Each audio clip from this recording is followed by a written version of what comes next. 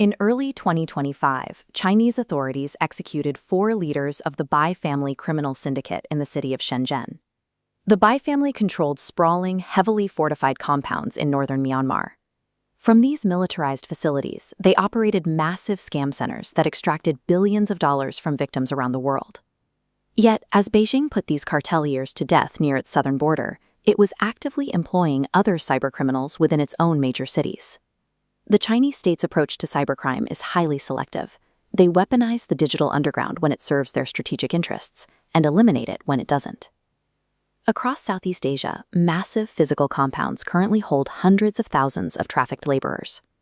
These captives are forced to work 12 to 16-hour days, running telecom frauds and pig butchering scams, long-term confidence tricks designed to drain victims' life savings. It is deception scaled into an industrial assembly line. This scale is made possible by 4 converging technologies. AI generates convincing fake personas. Automated crimeware kits cast massive phishing nets. Telegram provides secure operational channels. And cryptocurrency allows instant, borderless money movement. China dismantled the Bai family's slice of this machinery for one specific reason. Chinese citizens were the primary targets and victims of their fraud. The executions in Shenzhen were an act of domestic protection. Global victims of these exact same networks continue to be ignored. To understand how the state utilizes cybercriminals, look at APT-41, or Double Dragon. They operate entirely outside the traditional structure of uniform-wearing military hackers.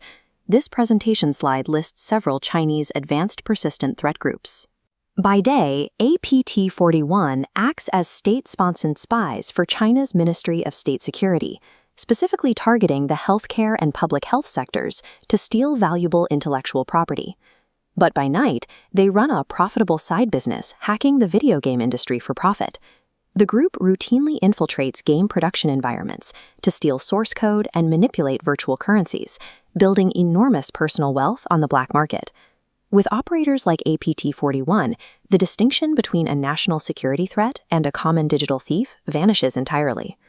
The exact mechanics of this relationship were exposed in February 2024 when a massive data leak hit a private Chinese tech firm called iSoon. This organizational chart illustrates a vast contractor-based model where the government issues strategic objectives to private firms. Moving to the financial operators, the leaked documents included a menu of prices to fulfill specific contracts, like compromising Vietnam's Ministry of Economy for $55,000.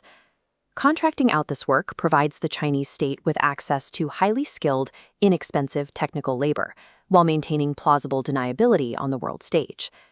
Intelligence gathering has been commodified into a gig economy, with state security bureaus bidding out low-value hacking contracts to the lowest bidder.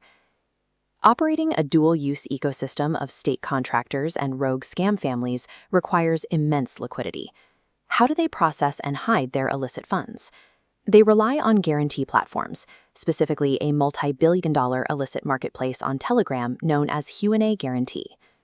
Q&A acts as a massive clearinghouse and escrow service. Illicit funds flow in as Tether or USDT stablecoins, bypassing traditional banking controls entirely, and are then distributed out as clean capital. This financial infrastructure does not discriminate. It services human traffickers, cyber fraud syndicates, and state-linked operatives with equal efficiency. Beneath the political divisions of official intelligence agencies and rogue cartel leaders, a unified shadow economy quietly processes the profits for both. In this region, state-sponsored espionage and commercial cybercrime have merged into a single, decentralized ecosystem.